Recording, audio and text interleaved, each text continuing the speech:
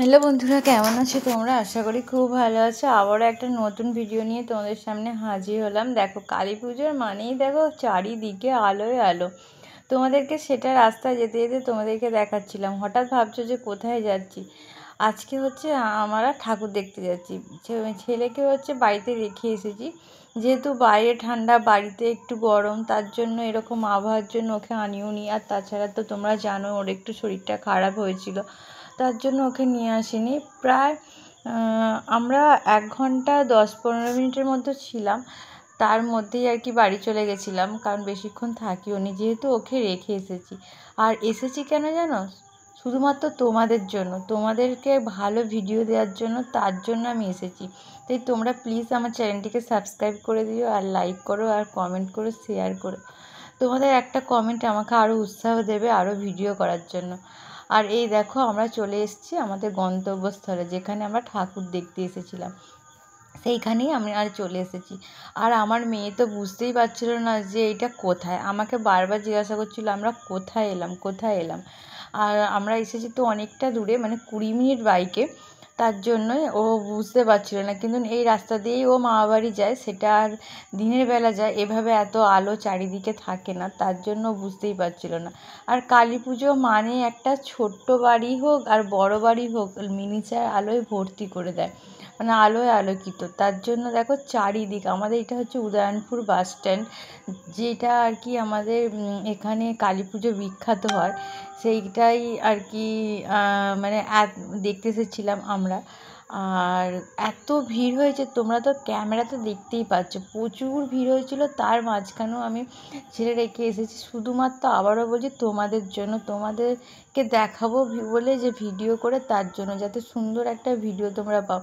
আর প্যান্ডেলটা দেখেছো তো কত সুন্দর করেছে।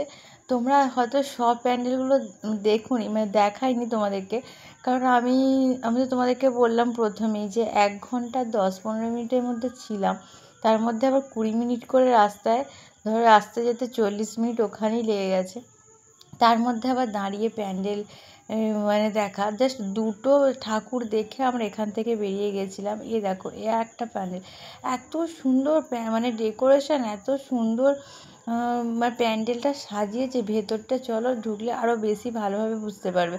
আর দেখেছো তো মেলা, তার মাঝখানে মেলা, এত লোকের ভিড়, নাগরদোল্লা, কত কিছু এর মাঝখানে, তাই জন্য এখানে কালী পুজো প্রচুর বিখ্যাত। আর দেখো আমার পিছনে দেখো লাইন, ঠাকুর দেখা মানেই লাইন দেয়া, সেটা দুর্গা ঠাকুর হোক, লক্ষ্মী ঠাকুর হোক, আর কালী পুজো হোক, সব কিছুই।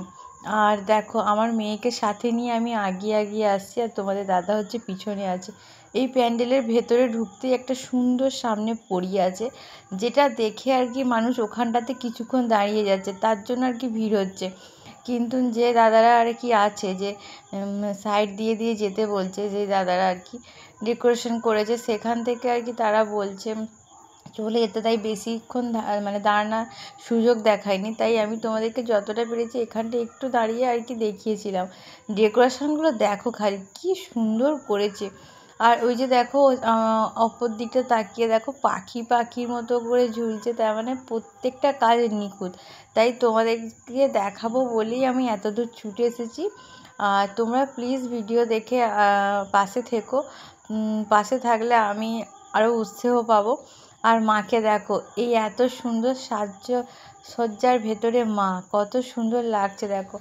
আর এই যে আমি তোমাদেরকে মানে একটু সামনে এসে তোমাদের সামনে এলাম।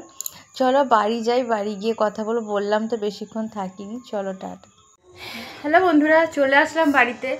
আর দেখলে প্রচণ্ড ভিড় হয়েছিল, আর সব ঠাকুরটা দেখতে পাইনি, মাত্র 3টে ঠাকুর দেখেছি, আর 2টো ঠাকুর দেখিনি, চলে আসছি, কারণ যেহেতু ছেলেটাকে বাড়িতে রেখে গেছিলাম, তার জন্য। আর এখানে আমাদের আর একটা জায়গায় যাত্রা হচ্ছে, সেই আমার শাশুড়ি মা যাবে অন্য ঘরে, তার জন্য আর কি চলে আসলাম। বেশিক্ষণ দাঁড়ালাম না, কারণ অনেকটা আমাদের এখান থেকে প্রায় 20 মিনিট লাগে বাইকে, সেখানে গেছিলাম, ধরো অনেকটা দূরত্বই হচ্ছে।